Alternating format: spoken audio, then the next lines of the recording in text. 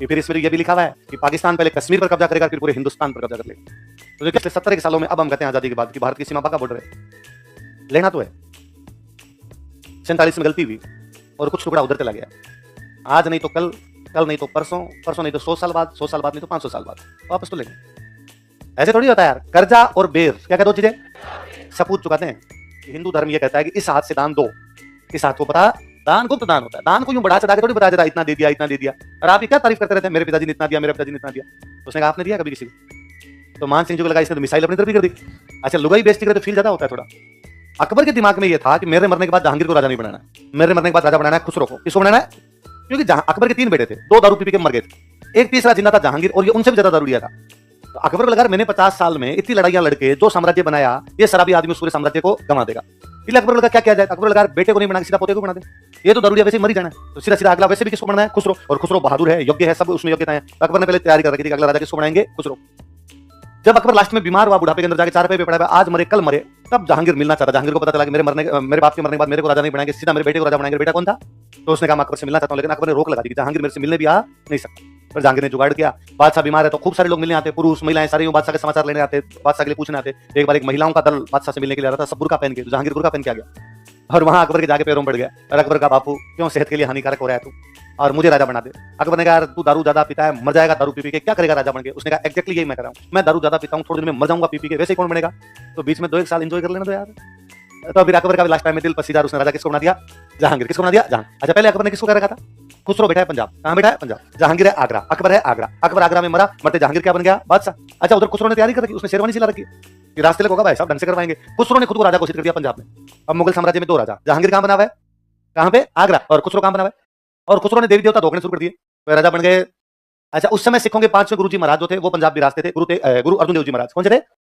तो खुसरो अर्जुन देव जी महाराज से मिलने के लिए चला गया। अब कोई संत महात्मा होते हैं तो भला आशीर्वाद ही देते हैं। तो खुसरो मिलने के लिए गया तो गुरु अर्जुन देव जी महाराज ने कहा विजय भाव जीतो भाई।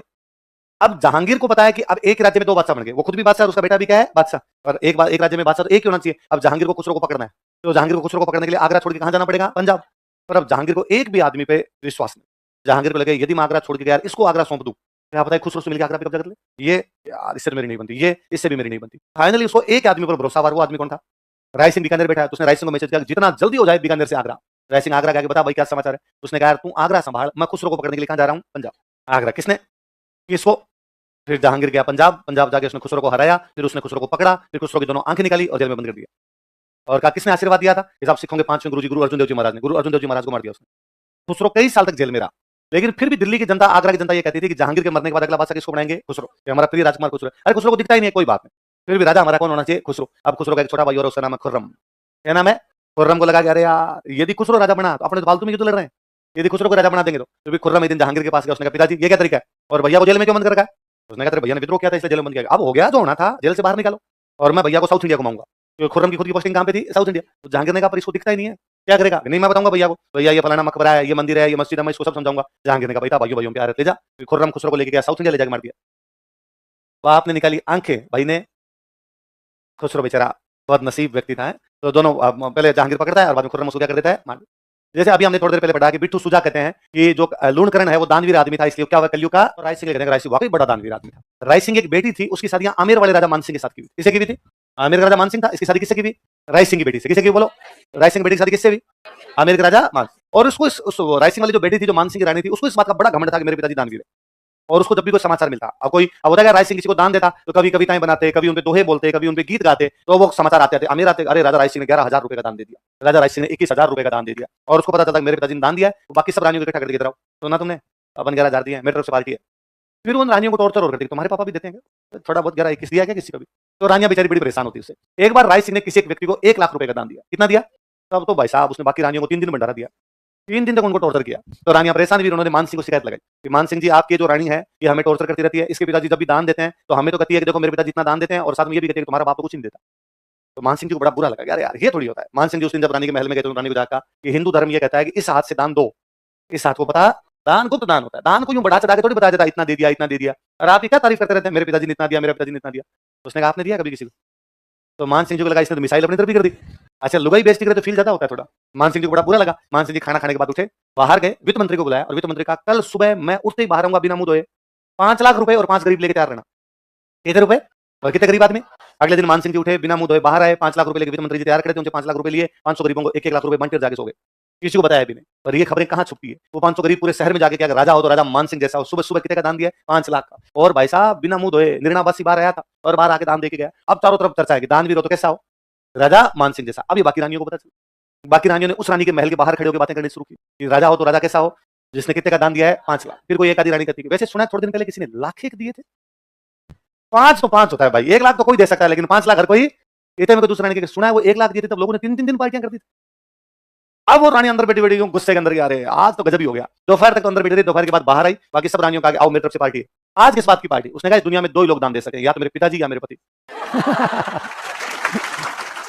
चित भी अपनी, पट भी अपनी। तो वो रानी, वो जो राजा है, वो किस राजा की प्रशंसा है? राय सिंह। तो राय सिंह क्या था? राजपूताने का गायन था। और बहुत से कवि थे, खूब अच्छी किताबें लिखी थी राय सिंह जी ने। एक तो किला बनवाया था, खुद की पोस्टिंग गुजरात में कहाँ रही थी? जूनागढ़। जैसे बीकानेर में किला बनाया, उसका नाम भी क्या रखा? जूनागढ़। 2 कारण बताए जाते हैं, एक तो पोस्टिंग वहां जूनागढ़ थी, इसलिए बीकानेर वाला किला उस जैसा बना, इसलिए बीकानेर वाले किले का नाम भी क्या रख दिया था? जूनागढ़।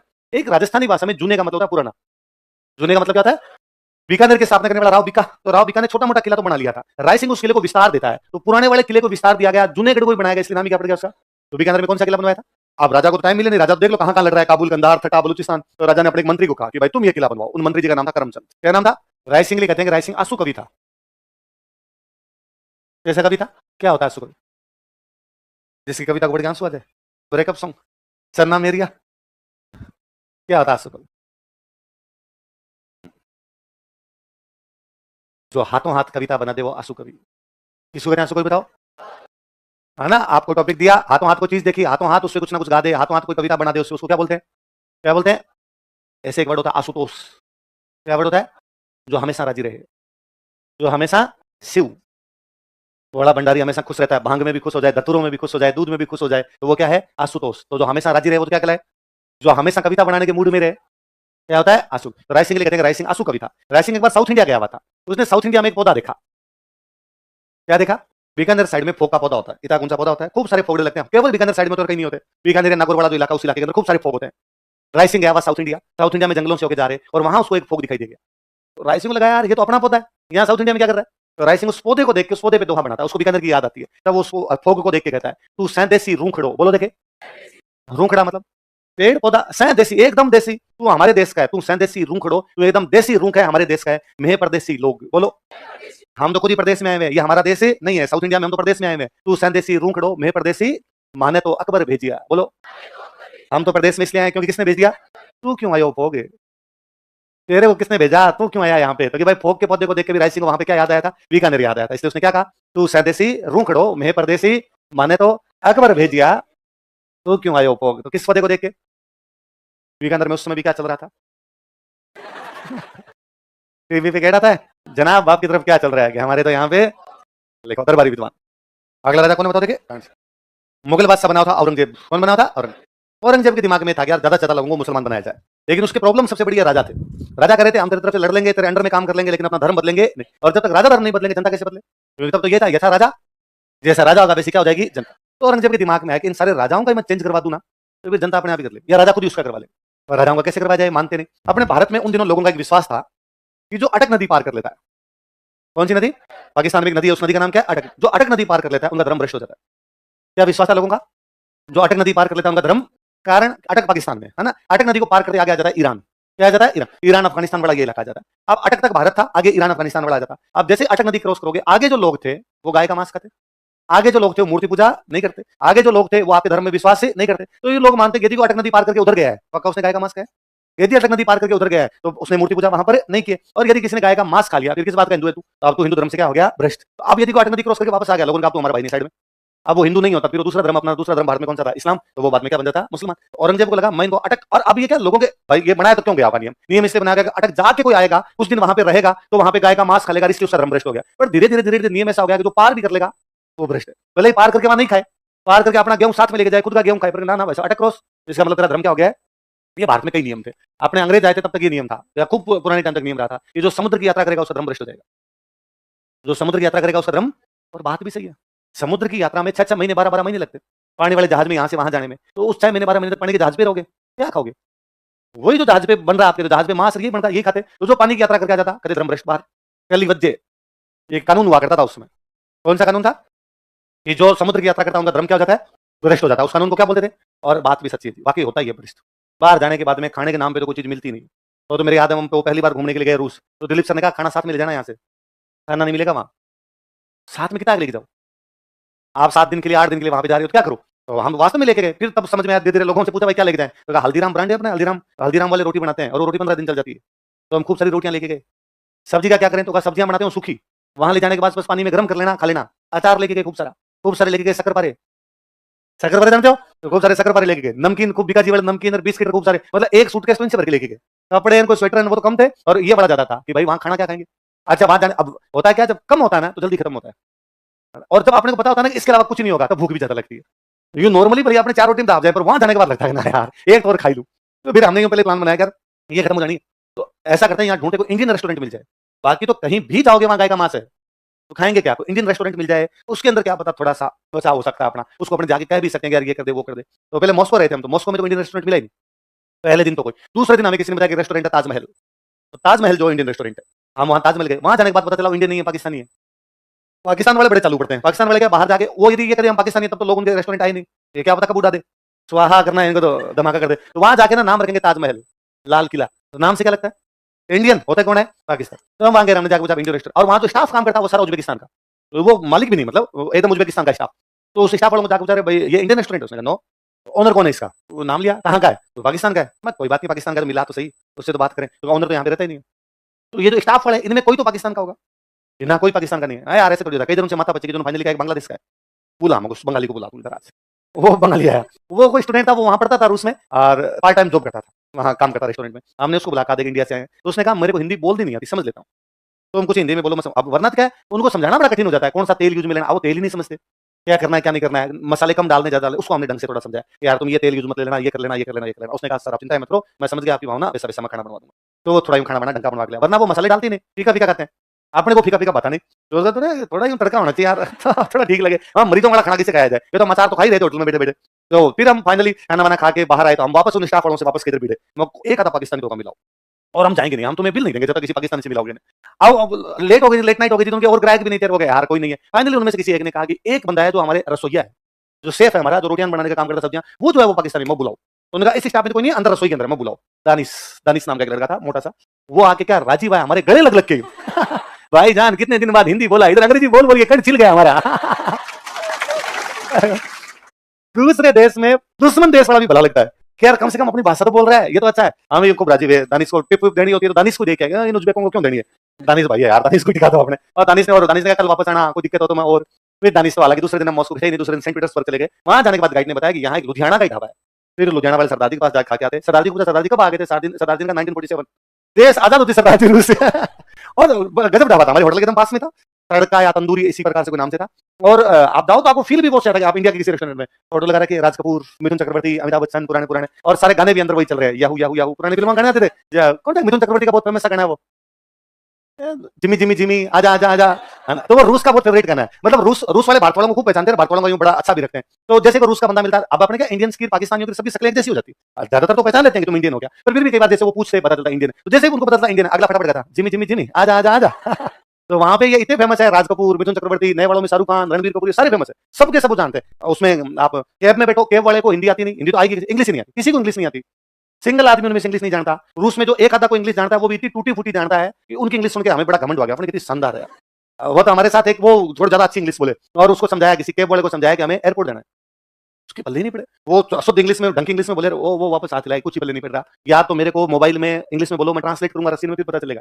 फिर मैंने कहा मैं समझाता हूँ, मैंने कहा रूस टू इंडिया, रूस to India, air air, plane plane, उसने कहा एयरपोर्ट में, यस आओ मैं छोड़ के आता हूँ तुम्हें। तो मैं इसको जितनी मेरे को आती है इतनी इसको आती है, ये ले हमारा एकदम बराबर बराबर बैठेगा इससे है जी। भारत में तो वास्तव में तो बाहर जाके लगता है कि वास्तव में बाहर जाने के बाद धर्म भ्रष्ट होता ही है। अब कई बार सोचते हैं कि नहीं यार अपने ये नहीं खाते कि भाई उनके क्या रोटी सब्जी तो मिलनी नहीं, रोटी सब्जी तो मिलेगी नहीं, तो क्या मिल सकता है, जैसे होटल के अंदर वो आपको ये ला देंगे, बर्गर ला देंगे, पिज्जा बर्गर सब जगह मिल जाएंगे, लगता है पिज्जा बर्गर भारत में खाते यहाँ भी खा ले, पिज्जा बर्गर तो खा ले। और फिर मन में आता है कि वो हर चीज में ऑयल जो यूज लेते हैं बीफ ऑयल है, वो बीफ ऑयल यूज लेते हैं उनके जो रेस्टोरेंट होते हैं। अच्छा आप उनको कहे भी दो कि नहीं ये नहीं लेना, वो लेना है, फलाना लेना, क्या पता दूसरा भी यूज ले लेंगे। और फिर दिमाग में आता है यार पास के किसी कड़ाई में तो बना रहे होंगे बीफ, इधर कोई बना रहे होंगे चावल, अपने चावल मंगवाते, चावल सब जगह मिल जाते हैं, बर्तन सेम, और चलता कुर्सा भी मारता ही होगा, यूं करता करता, तो वो मन नहीं मानता। तो मुझे लगा कि नियम सही थे, यदि आप समुद्र की यात्रा करके आते हो तो आपके धर्म क्या हो जाएंगे? ये तो आज जब इतनी सुविधाएं हो गई, जब वहाँ इंडिया के रेस्टोरेंट है, जब इतनी दिक्कत आती है, तो आज के 500 साल पहले यदि कोई बाहर जाता होगा तो फिर तो गाय का मांस खाता ही होगा। और यदि खाता है तो बाद धर्म क्या हो जाता है? तो औरंगजेब ने एकदम दिमाग लगाया कि इनके दिमाग में गुस्सा आया कि अटक पार करते धर्म क्या हो जाता है? भ्रष्ट। इसलिए मैं इनको अटक पार करवा देता हूँ, और जैसे सारे राजा अटक पार कर लेंगे तब ये खुद ही गिल्ट फील करेंगे कि हमारा धर्म क्या हो गया? भ्रष्ट। और जब राजा ये मान लेंगे तो राजा बन जाएंगे मुसलमान, और राजा जब मुसलमान बन जाएंगे तो जनता को क्या बना देंगे? राजस्थान वाले राजाओं को यहाँ से वो युद्ध करता करता गया, अटक नदी के पास लेके गया। वहां जाने के बाद उसने कहा कल अटक क्रॉस करेंगे। अटक क्रॉस की बात आई तब अपने बड़ों कान खड़े हुए। क्यों? इतने सारे लोगों को अटक क्यों क्रॉस करवा रहा है? कहा उधर युद्ध आगे युद्ध करने के लिए चलेंगे। पर इनमें से किसी एक को पता चला, कोई एक मुस्लिम ही थे, कोई साथ वाले राजा, उन्होंने आगे कहा कल उधर ले जाके तुम सबको मुसलमान बनाएगा। उन्होंने कहा यार ये तो मरा दिया यार, उधर तो नहीं चलेंगे, क्या किया जाए? फिर जयपुर का राजा था मिर्जा राजा जयसिंह, क्या नाम था? वो औरंगजेब के पास गया, उसने औरंगजेब को जाकर औरंगजेब वो कल अटक क्रॉस नहीं करेंगे, हम परसों करेंगे। कल तू कर ले, परसों हम कर लेते हैं। कल कल क्या दिक्कत है? अरे कहा जयपुर से अभी समाचार है कि मेरे पोता हुआ है, तो कल हम यज्ञ करेंगे। तुम भी रुकना था, रुक सकते हो। औरंगजेब का दिमाग खराब है, मैं तुम्हारे स्वाहा में आज बैठूं कल बैठूं, मैं कल क्रॉस कर लूंगा। औरंगजेब क्रॉस कर गया, ये अटक नदी है बीच में, इधर अपने राजस्थान वाले राजा बैठे हैं, इधर क्रॉस करके औरंगजेब चला गया, इधर औरंगजेब बैठा। दूसरे दिन उसने नामे वापस भेजी कि भाई जाओ इन राजस्थान वाले राजाओं को इधर लेके आओ, राजस्थान वाली सेना को इधर लेके आओ। जब नामे आई तब बीकानेर का राजा कौन है? ये सबसे पहले आगे आता है, इन नावों को तोड़ देता है। इसने कहा नहीं हम अटक क्रॉस करेंगे नहीं। यहाँ जीते राजा थे, उन्होंने कहा कि हम औरंगजेब की बात नहीं मानते, हम किसकी बात मानते हैं? हमारा बादशाह औरंगजेब नहीं, हमारा बादशाह कौन है? इसलिए करण सिंह को वहां बाकी राजाओं ने उपाधि दी, जंगलधर बादशाह। क्या उपाधि दी? जंगलधर मतलब बीकानेर, बीकानेर वाला हमारा बादशाह, इसलिए क्या उपाधि हो गई? तो आपको पूछेगा जंगलधर बादशाह की उपाधि पहली बार बीकानेर के कौन से राजा ने धारण की? कौन से युद्ध के दौरान या कौन से अभियान के दौरान? अटक। जब औरंगजेब उनको कहां लेके गया था? अटक। देखो अच्छा, मैंने से पहले बताया होगा आपको, हमने एक बीच में राजा पढ़ा था विग्रहराज चतुर्थ, मैंने तभी बात बताई थी आपको ना, कि वो बाकायदा अपने अभिलेख में लिखवाता है कि मैंने मल्लेच्छों को मारकर अटक नदी के पार भगा दिया। कौन सी नदी के? मैंने मल्लेच्छों को मार के अटक नदी के पार भगा दिया। मैं चाहूंगा कि मेरे उत्तराधिकारी इन मल्लेच्छों को अटक नदी ना पार करने दे। कौन सी?